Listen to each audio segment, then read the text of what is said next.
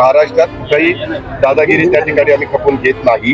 पुण्यातल्या दोन्ही सिटी, पुणे पिंपरी चिंचवड आणि पुणे ग्रामीणचे एसपी त्यांना स्पष्टपणे सूचना दिलेल्या आहेत. कुठल्याही पक्षाशी संबंधित असणारे इंडस्ट्रीवाल्यांना जर त्रास देत असतील, काही तिथं अडचणी निर्माण करत असतील तर त्यांच्यावर केसेस दाखल करा, कारवाई करा. 3-4 वेळेला केसेस दाखल करून पण त्यांनी ऐकलं नाही तर त्यांच्यावर मकोका लावा. इथपर्यंतच्या स्पष्ट सूचना तिथं असतात. दर आठवड्याला मी पुण्यामध्ये असतो.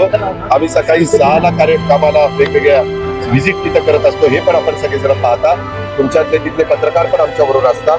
त्याच्यामुळं त्यातच पुण्यामध्ये नाही, महाराष्ट्रात कुठेही इंडस्ट्री असतील त्या ठिकाणी येणाऱ्या उद्योगपतींना त्यांची गुंतवणूक केल्यानंतर त्यांना ज्या काही मदत झाली पाहिजे, सुविधा मिळाल्या पाहिजे ते देण्याचं काम, कायदा सुव्यवस्था चांगली राखण्याचं काम महायुतीच्या सरकारचंच म्हणजे राज्य सरकारचं आहे.